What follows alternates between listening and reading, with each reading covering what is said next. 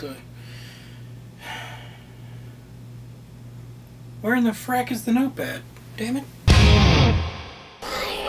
So, as you may have heard, J.J. Abrams is on board to direct the next Star Wars movie. I'm excited. However, in most of the articles that I've read, I've noticed one little piece of information is repeated almost in every single one of them. And that's the fact that J.J. Abrams is also currently the guy in charge of the Star Trek franchise. So the big question is, what does this mean for Star Trek? My response? What does it matter? I actually grew up as a fan of both Star Trek and Star Wars. The very first movie I went to see in theaters, Return of the Jedi. Favorite show growing up as a child? Star Trek.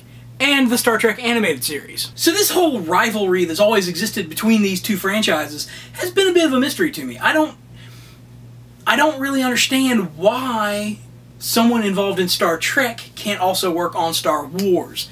They are two entirely different sci-fi franchises. One took place a long time ago in a galaxy far, far away. The other takes place in our own galaxy a couple hundred years in the future. And never the twain shall meet. So there's not really any kind of competition between the two because they're two entirely different things. And personally, I think Paramount has more to do with this rivalry than anything, because when Star Wars came out, their franchise was doing nothing, and then they hopped on board the feature film train as soon as Star Wars said, hey look, sci-fi can be profitable. So again, why does it matter that J.J. Abrams is going to do both Star Trek and Star Wars? I'm actually thrilled with that idea. These are both properties that I grew up loving as a child, and JJ has the kind of drive that will get this done properly, and he has the storytelling capabilities to do it well.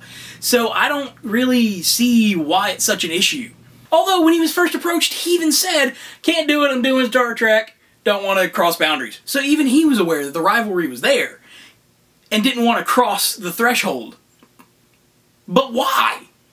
That's what I want to know. Where does this come from? Why is it such an issue? It shouldn't be. Good storytelling is good storytelling. I don't care what franchise you're on. JJ could go direct episodes of Doctor Who, Stargate, Star Wars, Star Trek, Battlestar Galactica. I don't give a damn. This isn't the old school Hollywood system where actors and directors are locked into a contract with a specific studio and have to be loaned out elsewhere when something else comes up that they want to do. So nerddom rejoice! J.J. Abrams is going to be responsible for Star Trek and Star Wars, and in my book, that's a great thing, regardless of how you felt about Lost. And for those of you concerned about him crossing from one to the other, can't we all just get along? I hope you're all well, and I will see you next week. Oh, and possibly Joss Whedon for Star Wars 8 and or 9? Just saying. What is going on, regulars?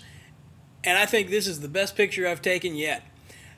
So, what do you guys think of the news that J.J. Abrams is going to be in charge of Star Wars on top of his job already working on Star Trek? Also, which one do you prefer? Do you prefer Star Wars or Star Trek? Do you have a preference at all? I'm curious. Leave something in the comments. We'll talk about it. And while we're on the subject, how do you feel about J.J. Abrams in general? Are you a fan? Are you not a fan? Let's talk about that too.